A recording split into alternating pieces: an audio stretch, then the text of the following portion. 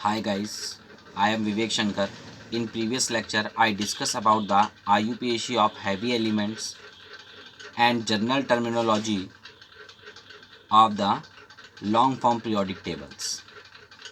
Today I discuss about the periodic properties and briefly discuss about the effective nuclear charge. So guys, let's start the topic now. Periodic properties. Guys periodic properties जो होती हैं उनको हम दो part में classify कर सकते हैं. First atomic properties and second molecular properties. What is the atomic properties? Which can be explain by a single atom. है ना, जिस मतलब जो एटॉमिक प्रॉपर्टीज होती हैं जो किसी सिंगल एटम के थ्रू हम उसे एक्सप्लेन कर सकते हैं उसको हम लोग बोलते हैं एटॉमिक प्रॉपर्टीज. मॉलिक्यूलर प्रॉपर्टीज बेटे क्या होती है? Which can not be explain by the single atom. है ना, जिसको हम सिंगल एटम के थ्रू एक्सप्लेन नहीं कर सकते. इस टाइप की जो प्रॉपर्टीज होती है वो मेरी मॉलिक्यूलर प्रॉपर्टीज होती है. तो एटॉमिक प्रॉपर्टीज बेटे कौन कौन सी होती है? इफेक्टिव न्यूक्लियर चार्ज, है ना, या इसको जेड इफेक्टिव भी बोलते हैं. Ionization energy, electron affinity and electronegativity. और जो मेरी मॉलिक्यूलर प्रॉपर्टीज होती है लाइक एटॉमिक रेडियस, है ना, melting points, boiling points, density, ETC. These are the properties of molecular, है ना, मॉलिक्यूलर प्रॉपर्टीज. तो गाइस आपको ये याद रखना है कि जो एटॉमिक प्रॉपर्टीज होती है वो सिंगल एटम के थ्रू एक्सप्लेन की जा सकती है, बट जितनी भी आपकी मॉलिक्यूलर प्रॉपर्टीज होती हैं वो किसी भी सिंगल एटम के थ्रू उसको एक्सप्लेन नहीं किया जा सकता है. अब गाइस हम लोग अपने फर्स्ट टॉपिक पे चलते हैं एटॉमिक प्रॉपर्टीज में. एटॉमिक प्रॉपर्टीज में हम लोग बात करेंगे इफेक्टिव न्यूक्लियर चार्ज की. है ना गाइस, किसकी बात करेंगे? इफेक्टिव न्यूक्लियर चार्ज की. गाइस ये बहुत इंपॉर्टेंट प्रॉपर्टीज़ है. मतलब जितनी भी प्रॉपर्टीज़ आप पढ़ते हो ये सब में एक इम्पॉर्टेंट रोल प्ले करती है. तो गाइस इसको जानना बहुत ज़रूरी है. तो चलिए स्टार्ट करते हैं अपना इफेक्टिव न्यूक्लियर चार्ज यानी जेड इफेक्टिव. अब मैं बात करता हूँ, ज़रा समझिएगा. मैं कोई भी चीज़ आपको समझाता हूँ तो आपको पता है मैं एक्सपेरिमेंट करके आपको समझाता हूँ. आपके सामने एक एक्सपेरिमेंट रखता हूँ, फिर आपको उसको एक्सप्लेन करता हूँ जिससे आपको पता चल जाता है कि आप क्या क्या ऑब्जर्व कर रहे हो. ठीक है, उसके थ्रू आप क्या निकालते हो? उसका कंक्लूजन निकालते हो, देन आप रिजल्ट बताते हो. तो गाइस मैं इसी तरीके से आपको बताता जा रहा हूँ और आगे भी इसी तरह से मैं आपको एक एक चीज़ को डिस्कस करूँगा. बट आप क्लास 10th में हो तो सो गाइस मेरे पास कुछ लिमिटेशंस हैं, कुछ बाउंडेशंस हैं जिसके आगे मैं नहीं बढ़ सकता. तो मैं आपको वहाँ तक की हिंट दे दूंगा जो आप आगे आने वाली क्लासेस में आसानी से समझ पाओगे और उसे पढ़ पाओगे. चलिए सपोज करिए मेरे पास एक सिंगल इलेक्ट्रॉन स्पीसीज है. सिंगल इलेक्ट्रॉन स्पीसीज लाइक जैसे हाइड्रोजन. हाइड्रोजन के पास बेटा एक ही इलेक्ट्रॉन होता है. हीलियम प्लस यानी हीलियम के पास दो इलेक्ट्रॉन होते हैं, प्लस चार्ज लगा हुआ यानी उसमें एक इलेक्ट्रॉन कम हो गया है बेटा, यानी ये भी सिंगल इलेक्ट्रॉन स्पीसीज हो गई. लिथियम में बेटा तीन इलेक्ट्रॉन होते हैं तो लिथियम प्लस टू आयन ले लिया मैंने. तो लिथियम प्लस टू आयन में कितना भी इलेक्ट्रॉन बचे? दो इलेक्ट्रॉन चले गए, तीन में से कितना बचा? एक इलेक्ट्रॉन. जस्ट लाइक बेरिलियम में भी चार इलेक्ट्रॉन होते हैं जिसमें से तीन इलेक्ट्रॉन चले गए तो कितना बचा? एक इलेक्ट्रॉन. तो जितनी भी ये स्पीसीज मैंने लिख रखी है ना, atomic as well as ionic जितनी भी स्पीसीज मैंने लिख रखी है वो सब कैसी हैं बेटा? ये सिंगल इलेक्ट्रॉन स्पीसीज हैं. मतलब इसमें आप सिंगल ही इलेक्ट्रॉन बचा हुआ है. ठीक है, चलिए बात करते हैं एटम में क्या होता है. आपको मैंने 9th क्लास में स्ट्रक्चर ऑफ एटम्स को बहुत ब्रीफली डिस्कस कर दिया था. वहाँ पर मैंने बोहर एटॉमिक मॉडल तक वहाँ मैंने आपको पढ़ाया है. तो अब हम लोग उसी के बेस पे चलिए थोड़ा सा बात करते हैं कि एटम जो होता है वो दो पार्ट से कंसिस्ट होता है according to the Rutherford atomic model. तो रदरफोर्ड एटॉमिक मॉडल में दो पार्ट होते हैं, एक होता है न्यूक्लियर पार्ट, दूसरा होता है extra nuclear part. Extra nuclear part में इलेक्ट्रॉन रहते हैं और न्यूक्लियस में प्रोटॉन और न्यूट्रॉन रहते हैं बेटे. तो आप प्रोटॉन पे तो आप जानते हैं पॉजिटिवली चार्ज होता है और इलेक्ट्रॉन पे नेगेटिवली चार्ज होता है. तो ये जो आउटर मोस्ट सेल्स है इसकी, है ना, आउटर मोस्ट सेल्स में जो इलेक्ट्रॉन ये यहाँ पर प्रेजेंट है क्योंकि सिंगल इलेक्ट्रॉन सिस्टम है तो एक ही इलेक्ट्रॉन इसमें प्रेजेंट होगा. तो जो ये इलेक्ट्रॉन प्रेजेंट है ये और इसके जो न्यूक्लियस के बीच में क्या होगा बेटा? क्योंकि न्यूक्लियस जो पॉजिटिवली चार्ज है, इलेक्ट्रॉन नेगेटिवली चार्ज है, तो इसका मतलब दोनों के बीच में क्या होगा? इनके बीच में अट्रैक्शन होगा बेटे. क्या होगा बेटा? अट्रैक्शन होगा. ठीक है, और एक्चुअली में ये न्यूक्लियस है, न्यूक्लियस के ऊपर पॉजिटिवली चार्ज होता है. तो पॉजिटिवली नेगेटिव यानी आप अच्छी तरह जानते हैं, फिजिक्स में आपको पढ़ाया गया है कि same charges repel to each other and opposite charges attract to each other. तो जाहिर सी बात है बेटे जो न्यूक्लियस है वो मेरा पॉजिटिवली चार्ज है और जो इलेक्ट्रॉन है वो मेरा नेगेटिवली चार्ज है। तो जो दोनों गाइस, दोनों जो चार्ज है उनके जो नेचर है वो अपोजिट है, तो अपोजिट नेचर में क्या होगा बेटा, अट्रैक्शन, फोर्स ऑफ अट्रैक्शन वहाँ पर लगेगा। तो ये जो आप देख रहे हो, ये मैंने इनके बीच का फोर्स आपको बताया कि इनके बीच में फोर्स ऑफ अट्रैक्शन काम कर रहा है, ठीक है। फोर्स भी दो प्रकार के होते हैं, आपने पढ़ा होगा, अट्रैक्शन और रिपल्सन। तो यहाँ पर बेटा अट्रैक्शन फोर्स वर्क करेगा, ठीक है। अब आप अच्छी तरह जानते हो, अब इलेक्ट्रॉन क्या फील कर रहा है, electron will experience full nuclear charge. मतलब जो इलेक्ट्रॉन है वो ये महसूस कर रहा है कि पूरा का पूरा जो न्यूक्लियर चार्ज है वो इलेक्ट्रॉन पूरा का पूरा न्यूक्लियर चार्ज को महसूस कर रहा है, मतलब एक्सपीरियंस कर रहा है, फील कर रहा है। तो अब यहाँ पर कोई इसको, उसका जो इफेक्टिव न्यूक्लियर चार्ज है वो कोई कम करने वाला नहीं है, ठीक है गाइस।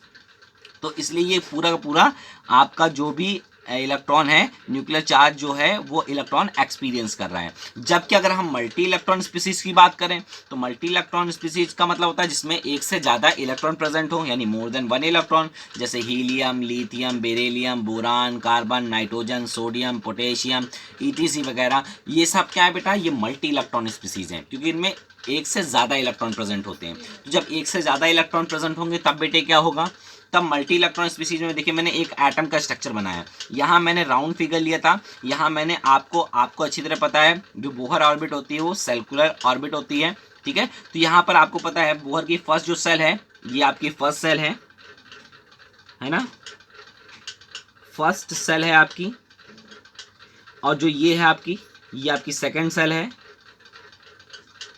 और ये जो है आपकी ये आउटर मोस्ट सेल है, ठीक है गाइस। तो मैंने यहाँ पर आपको क्लियर कर दिया कि कौन कौन सी सेल हैं जिनके ऊपर बात कर रहे हैं। तो आप बोहर के अकॉर्डिंग आसानी से जानते हो जो फर्स्ट सेल है उसमें मैक्सिमम नंबर ऑफ इलेक्ट्रॉन 2 ही रह सकते हैं, तो देखिए मैंने 2 ही इलेक्ट्रॉन को यहाँ पर मेंशन कर रखा है। और जो सेकंड सेल है इसमें मैक्सिमम 8 इलेक्ट्रॉन रह सकते हैं, तो मैंने 8 इलेक्ट्रॉन को मेजर किया है, 4 ये हो गए और 4 ये हो गए बेटे, ठीक है। और आउटर मोस्ट सेल्स में जो मेरा इलेक्ट्रॉन है वो ये है, ठीक है। इसमें मैंने एक ही इलेक्ट्रॉन रखा है, हालांकि मैं इसमें बहुत ज़्यादा इलेक्ट्रॉन रख सकता हूँ, है ना, एक से ज़्यादा इलेक्ट्रॉन रख सकता हूँ, बट मैं इसको टेस्टिंग इलेक्ट्रॉन या डिफरेंशिएटिंग इलेक्ट्रॉन बोलूँगा। क्या बोलूँगा इसको, टेस्टिंग इलेक्ट्रॉन या डिफरेंशिएटिंग इलेक्ट्रॉन, जिसके ऊपर हमें एक्चुअली में न्यूक्लियर चार्ज को ऑब्जर्व करना है कि कितना हो रहा है, यानी उसके ऊपर कितना आएगा। तो आप समझ गए मल्टी इलेक्ट्रॉन स्पीसीज में क्या होगा, मोर देन वन इलेक्ट्रॉन होंगे। तो जब मोर देन वन इलेक्ट्रॉन होंगे जो आपका टेस्टिंग इलेक्ट्रॉन होगा। अब जो आउटर मोस्ट सेल्स में इलेक्ट्रॉन है, ध्यान से समझिएगा इस चीज़ को, है ना। जो आउटर मोस्ट सेल्स में इलेक्ट्रॉन है वो इनर सेल्स वाले इलेक्ट्रॉन्स पे सेम चार्ज है, इसलिए उनके बीच में क्या होगा बेटा, रिपल्शन। तो देखिए मैंने यहाँ पर मेंशन कर रखा है कि ये इलेक्ट्रॉन भी इसको रिपल कर रहा है, ये भी इलेक्ट्रॉन इसको रिपल कर रहा है, ये भी रिपल कर रहा है, ये भी कर रहा है, ये भी कर रहा है, ये भी कर रहा है, ये भी कर रहा है, ये भी कर रहा है, ये भी कर रहा है और ये भी कर रहा है। तो सारे जितने भी इनर सेल वाले इलेक्ट्रॉन हैं सारे अपने डिफरेंशिएटिंग इलेक्ट्रॉन या मैं कह सकता हूँ जो मेरा टेस्टिंग इलेक्ट्रॉन है उसको रिपल्शन कर रहे हैं, यानी उसमें रिपल्शन हो रहा है। तो देखिए मैंने यहाँ पर बताया भी कि यहाँ पर रिपल्शन हो रहा है, और यही जो है इलेक्ट्रॉन ये एक सील्ड और एक स्क्रीन फॉर्म कर रहे हैं, किसके बीच में, न्यूक्लियस और डिफरेंशिएटिंग इलेक्ट्रॉन के बीच में, ताकि इनका जो अट्रैक्शन फोर्स है न्यूक्लियस का और आपका इलेक्ट्रॉन के बीच में जो अट्रैक्शन फोर्स होगा उसको ये क्या कर पाए, कम कर पाए। क्या कर पाए बेटे, कम कर पाए। तो मल्टी इलेक्ट्रॉन स्पीसीज में आप समझ पाए कि मैं क्या कहना चाह रहा था। मैं आपसे जनरली ये कहना चाह रहा था जो डिफरेंशिएटिंग इलेक्ट्रॉन होगा वो एक्चुअली फील करेगा न्यूक्लियस का जो भी अट्रैक्शन फोर्स होगा, है ना, बट उसका जो एक्चुअल न्यूक्लियर जो फोर्स वो फील कर रहा होगा वो जितना होना चाहिए उससे थोड़ा कम होगा, क्योंकि ये भी अंदर जो इनर सेल वाले जो इलेक्ट्रॉन्स हैं ये क्या कर रहे होंगे, इस डिफरेंशिएटिंग इलेक्ट्रॉन को क्या कर रहे होंगे बेटा, रिपल कर रहे होंगे। जब ये क्या कर रहे हैं, जब इसको रिपल कर रहे हैं और ये इसको अट्रैक्ट कर रहे हैं, तो जाहिर सी बात है जितना इसका अट्रैक्शन फोर्स पे लग रहा होना चाहिए उतना नहीं लग रहा है, मतलब कुछ ना कुछ कम हो रहा होगा। उसी को हम लोग बेटा बोलते हैं एक्चुअल न्यूक्लियर चार्ज। क्या बोलते हैं, एक्चुअल न्यूक्लियर चार्ज। तो ये बात आपको गाइस समझ में आई कि जब मल्टी इलेक्ट्रॉन स्पीसीज होता है तो वो पूरा का पूरा जो इलेक्ट्रॉन न्यूक्लियस फोर्स या न्यूक्लियर जो चार्ज होता है उसको महसूस नहीं कर पाता है, जितना उसे करना चाहिए था उतना नहीं कर पाता, थोड़ा सा उसमें क्या आती है, कमी आ जाती है। किस वजह से कमी आ जाती है, क्योंकि वहाँ पर शिल्डिंग इफेक्ट और स्क्रीनिंग इफेक्ट वर्क करने लगता है। शिल्डिंग इफेक्ट क्या का मतलब क्या होता है, सपोज करिए मैं आपको आपकी क्लास में पढ़ा रहा हूँ तो मैं ब्लैक बोर्ड के सामने खड़ा हूँ और जो मेरे पास सामने आगे जो जितने भी बॉयज़ या गर्ल्स जितनी भी बैठी होंगी उनके ऊपर मेरा ज़्यादा से ज़्यादा क्या होगा, मेरा अट्रैक्शन फोर्स या कह सकते हैं मेरा ज़्यादा से ज़्यादा इम्पैक्ट होगा। बट जो सबसे पीछे लास्ट में बैठे होंगे उनके ऊपर मेरा थोड़ा सा क्या होगा बेटा, जो इम्पैक्ट होगा वो थोड़ा कम होगा, क्योंकि बीच में जितने बच्चे बैठे हैं उनकी वजह से मैं उस बच्चे को शायद ना देख पा रहा हूँ। ठीक है, तो जितना एक्चुअली में उसे महसूस करना चाहिए था कि ये मेरे ऊपर जो सर हैं मेरे इतना ज़्यादा ध्यान दे रहे हैं, बट उतना ध्यान मैं नहीं दे पा रहा हूँ, क्योंकि बाकी भी जो बच्चे हैं उनके ऊपर भी मैं ध्यान दे रहा हूँ। इसलिए क्या हो रहा है बेटा, थोड़ा सा वो जो कंसंट्रेशन है वो थोड़ा सा क्या हो जा रहा है बेटा, डिफेक्ट हो जा रहा है। ठीक है, तो इसी तरीके से आपको यहाँ पर भी समझना है कि जो डिफरेंशिएटिंग इलेक्ट्रॉन है वो जो इनर सेल जो इलेक्ट्रॉन है ये इनके बीच में क्या कर दे रहे हैं, सेल तैयार कर दे रहे हैं। जो इनर सेल इलेक्ट्रॉन है वो किसके बीच में सेल तैयार कर दे रहे हैं, न्यूक्लियस और डिफरेंशिएटिंग इलेक्ट्रॉन के बीच में। तो जाहिर सी बात है उनके बीच में फोर्स क्या हो जाएगा बेटा, कम हो जाएगा। और जितना फोर्स कम होगा वह, अब जितना फोर्स कम हुआ जो एक्चुअल था वो तो अब हुआ नहीं, अब जितना ये कर रहा होगा उसी को हम लोग बोलेंगे इफेक्टिव न्यूक्लियर चार्ज। क्या बोलेंगे बेटा, इफेक्टिव न्यूक्लियर चार्ज। चलिए और अच्छे से समझते हैं आगे चीजों को, ध्यान दीजिएगा बेटा मेरी बात। कहने का मतलब क्या है, शिल्डिंग इफेक्ट और स्क्रीनिंग इफेक्ट ये पूछे भी जाते हैं आपसे क्वेश्चन में, है ना, आपके स्कूल एग्जामिनेशन में, आपके साइंस ओलंपियाड्स वगैरह एग्जामिनेशन में ये सारे क्वेश्चंस आपके इस तरीके से पूछे जाते हैं। ठीक है, तो शिल्डिंग इफेक्ट और स्क्रीनिंग इफेक्ट आखिर होता क्या है। Repulsion created by inner shell electron, मतलब all other electron, differentiating electron को छोड़कर जितना भी इलेक्ट्रॉन है, बट उसके आउटर मोस्ट सेल्स के इलेक्ट्रॉन नहीं कभी होंगे। मान लीजिए अगर एक सेल मैं यहाँ और बना दूं और इसमें भी इलेक्ट्रॉन कुछ यहाँ पर रख दूं, तो ये कभी भी इसको रिपल नहीं करेंगे। किस तरह से रिपल नहीं करेंगे, एक एग्जांपल मैं आपको और देना चाहता हूँ। सपोज करिए आपके मोहल्ले में या आपके कोई टाउन में आप कोई सेलिब्रिटी आ जाता है, तो सेलिब्रिटी आपको भी देखना चाहता है, आप भी सेलिब्रिटी को देखना चाहते हैं, बट क्या होता है पूरी भीड़ इकट्ठा हो जाती है, उसको सर्कल बना के खड़ी हो जाती है, जिसकी वजह से आप उसे नहीं देख पाते हो। तो एक्चुअली में जो अंदर साइड के जो जितने भी मेंबर होते हैं, है ना, सर्किल के जितने अंदर साइड के मेंबर होते हैं वो बाहर वाले को धक्का दे रहे होते हैं कि भैया नहीं, बट बाहर वाला अंदर वाले को धक्का नहीं दे, बाहर वाला जो होता है वो अंदर वाले को धक्का नहीं देता है। ठीक है, तो इस तरीके से आप क्या देखते हो कि सपोज जो सेलिब्रिटी आया वो भी आपको देखना चाहता था, और दूसरी बात ये है कि आप भी सेलिब्रिटी को देखना चाहते, दोनों के बीच में अट्रैक्शन था, बट जब भीड़ आ गई या उसके जो गार्ड्स थे वो आ गए, जिसके कारण आप उनके साथ सेल्फी या आप ऑटोग्राफ या उनसे आप नहीं मिल पाए। ठीक है, तो ये क्या हो गया, एक शील्ड तैयार हो गई, बीच में एक शील्ड आ गई, किसकी बेटा, जितने भी पीपल्स थे वो बीच में आ गए, जिसकी वजह से आप में और जो सेलिब्रिटी में जो अट्रैक्शन था या फिर आप जब मिलना चाह रहे थे तो आप नहीं मिल पाए, क्योंकि उनके बीच में उन्होंने एक शील्ड तैयार कर दी ताकि आप अब उनको देख ही नहीं पा रहे। मान लीजिए शाहरुख खान आया, आप शाहरुख खान को देख ही नहीं पा रहे क्योंकि इतनी भीड़ है।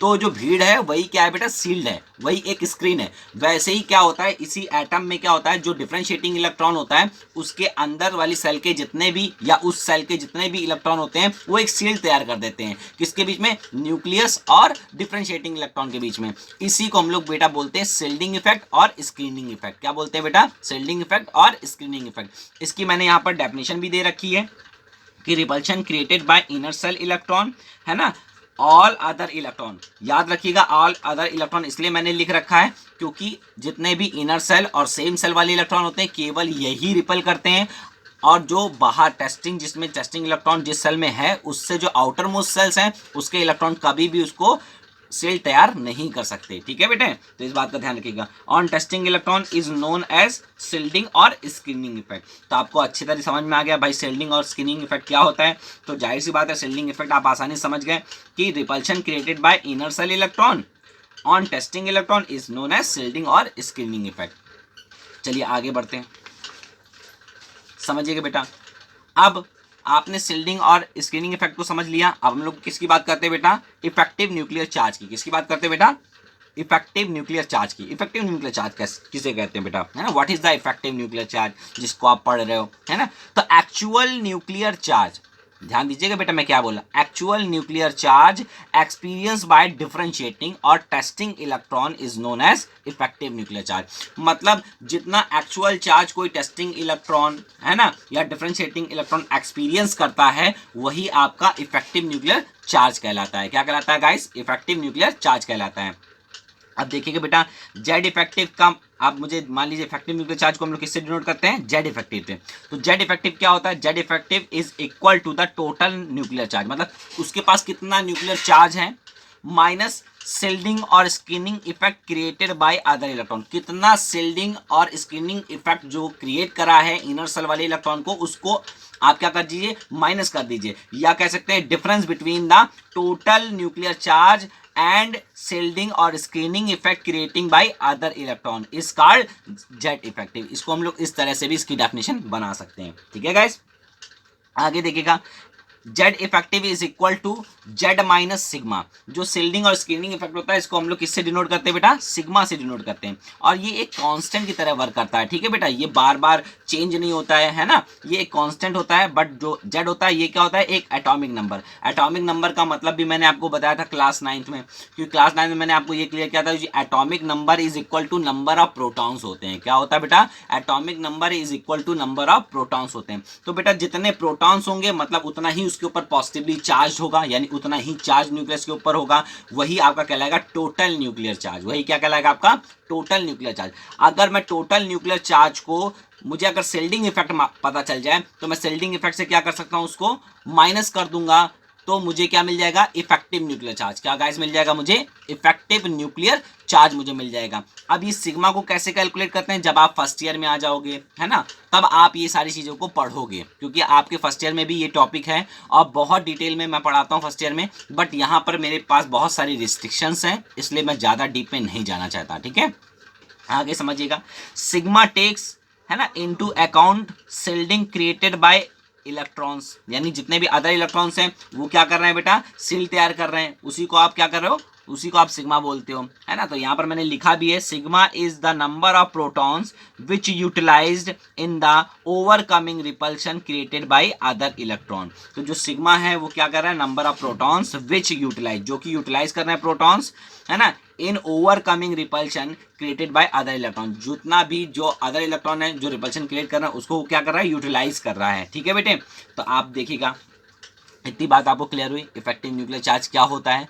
अब हम लोग क्या करते हैं बेटा, उसकी पीरियोडिक ट्रेंड्स की तरफ बढ़ते हैं। उसका पीरियोडिक ट्रेंड्स क्या होगा, तो पीरियोडिक ट्रेंड्स क्या होता है बेटा, कि आप किसी, आपने लॉन्ग फॉर्म पीरियोडिक टेबल मैंने आपको पढ़ाई है, तो वहाँ पर आप लेफ्ट टू राइट जाओगे तो क्या होगा, टॉप टू बॉटम जाओगे तो क्या होगा, अलोंग द पीरियड चलोगे, अक्रॉस द पीरियड चलोगे, या डाउन द ग्रुप चलोगे, तो क्या चेंजेस इस प्रॉपर्टीज़ में आपको देखने को मिलेगा एलिमेंट्स की। तो सबसे पहले अगर हम लोग बात करते हैं पीरियोडिक ट्रेंड्स में, तो बात आती है अलोंग अ पीरियड।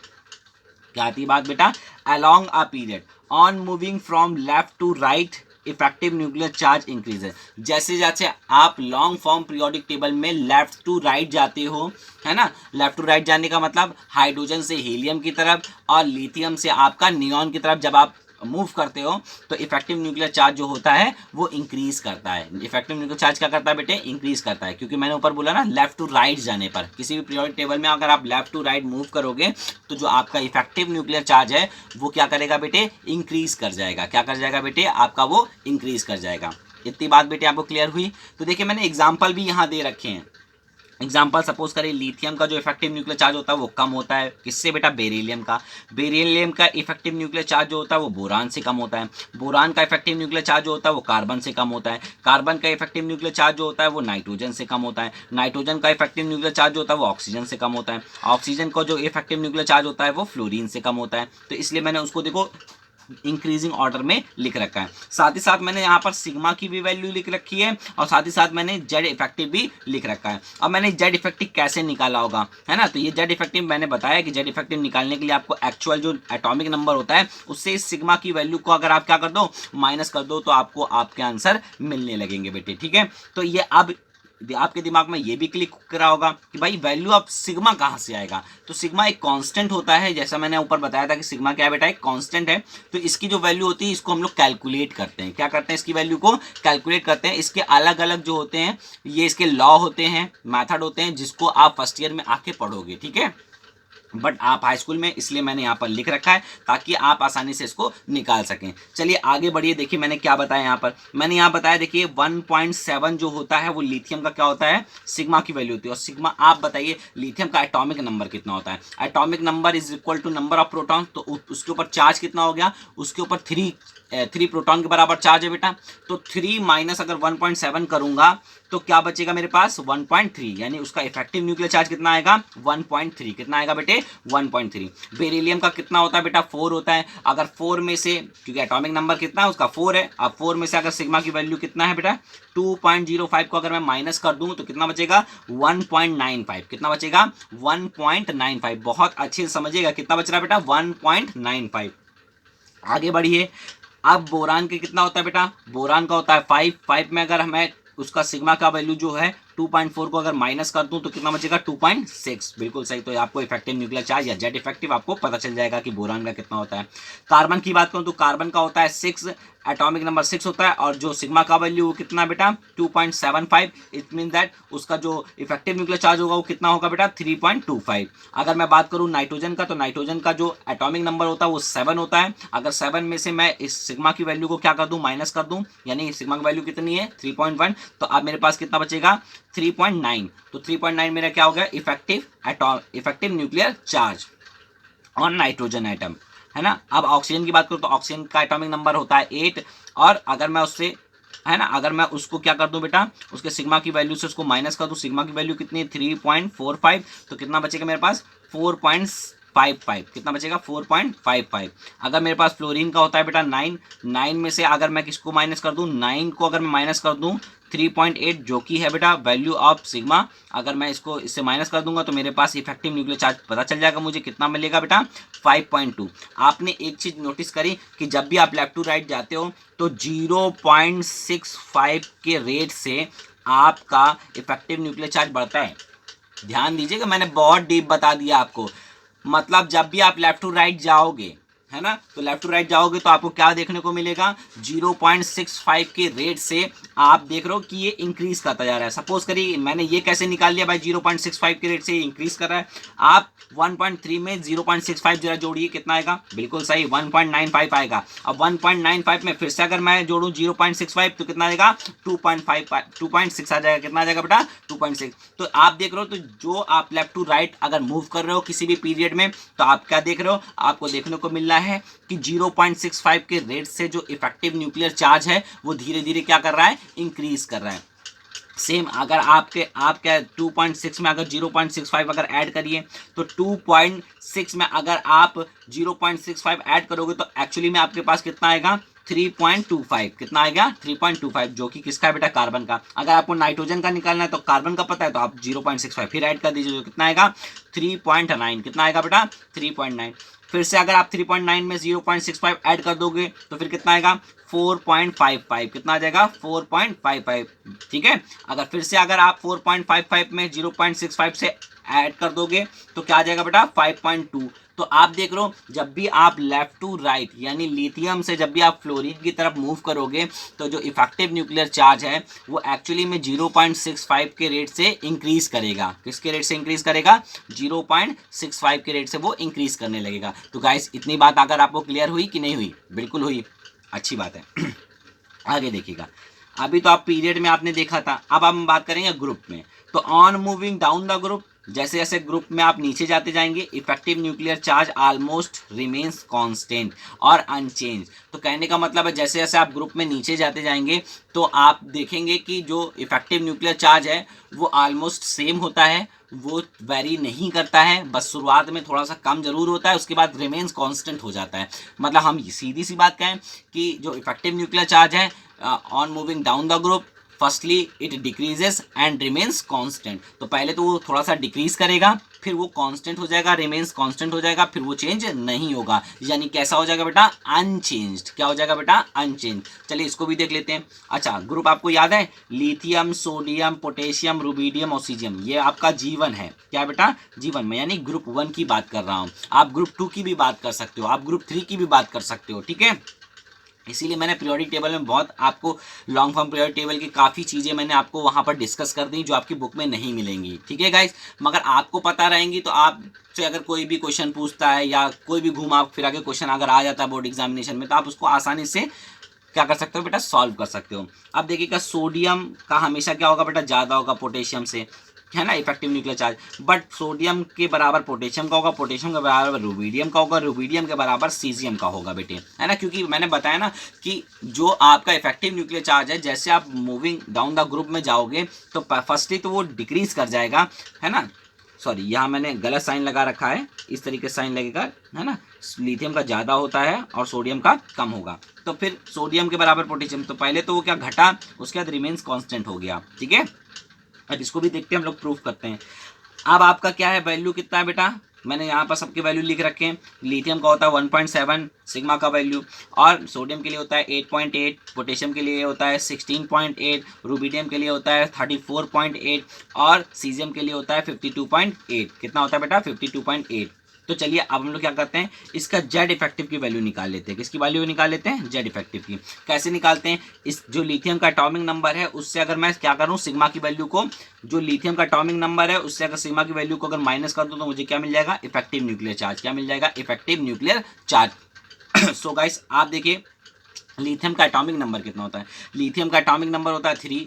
3 में से अगर मैं 1.7 को माइनस करूं तो मेरे पास क्या बचेगा, 1.3। कितना बचेगा बेटा, 1.3। तो इसका मतलब जो इफेक्टिव न्यूक्लियर चार्ज है या जेड इफेक्टिव वो कितना होगा लिथियम के लिए, 1.3, है ना। अब आप बात करता हूँ सोडियम की, तो सोडियम का एटॉमिक नंबर कितना होता है, सोडियम का एटॉमिक नंबर होता है 11। कितना होता है बेटा, 11। कितना होता है बेटे, याद रखिएगा, आपको मैंने बताया था ग्रुप 1 के लिए अगर आपको एटॉमिक नंबर याद करना है तो मैंने बताया था इसके लिए मैजिक ट्रिक, है ना, 2 8 8 18 18 32। याद है आपको, ये पिछले वीडियो में मैंने डिस्कस किया था इसके मैजिक नंबर के बारे में। तो अगर आपको लिथियम का पता है तो जाहिर सी बात आप सोडियम का निकाल सकते हो। लिथियम का कितना मैं यहाँ पर लिख भी देता हूँ ताकि आपके लिए आसानी हो जाए।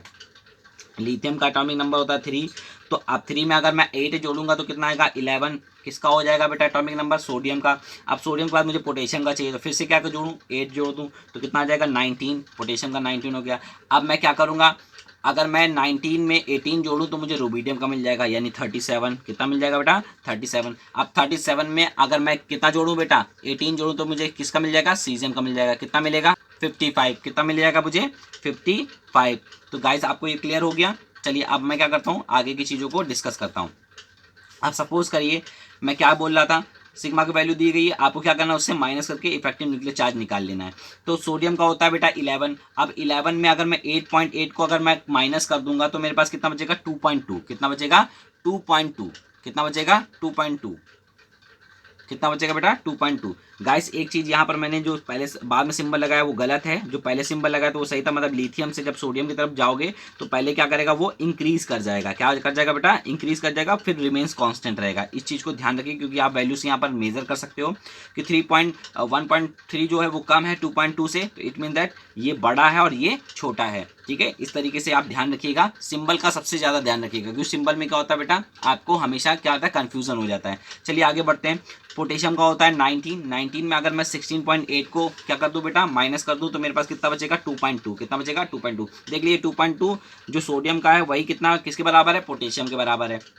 अब रुबीडियम का होता है 37 में से अगर मैं 34 है ना 34.8 को अगर मैं माइनस कर दूं तो मेरे पास कितना बचेगा, 2.2। कितना बचेगा बेटा, 2.2, जो कि किसके बराबर है बेटा, पोटेशियम का रुबीडियम के बराबर है। क्या बराबर बेटा, effective nuclear charge. Just like अगर मेरा सीजियम का कितना एटॉमिक नंबर होता है, 55। अब 55 में मैं क्या करूं बेटा, 52.8 को मैं माइनस कर दूं तो मेरे पास कितना बचेगा, एक्चुअली मुझे बचेगा 2.2, जो कि इक्वल है रुबीडियम के बराबर। तो आपने देखा ना कि इफेक्टिव न्यूक्लियर चार्ज जो होता है बच्चे, क्या होता है बेटा, इफेक्टिव न्यूक्लियर चार्ज होता है जब वो डाउन द ग्रुप जाता है तो फर्स्टली वो क्या कर देता है, फर्स्टली वो थोड़ा सा इंक्रीज करता है और आफ्टर, देखिए मैंने यहाँ पर बिल्कुल क्लियर कर दिया है, ठीक है। इस चीज को फर्स्टली थोड़ा सा वो इंक्रीज करता है और फिर रिमेन्स कांस्टेंट हो जाता है, फिर वो अनचेंज रहता है, फिर वो चेंज नहीं होता है, ठीक है गाइस। तो इतनी बात आपको समझ में आ गई होगी क्योंकि बेटा ये बहुत इंपॉर्टेंट टॉपिक था इफेक्टिव न्यूक्लियर चार्ज, क्योंकि ये हर जितने भी आप आगे टॉपिक पढ़ोगे उनमें इसका रोल होगा।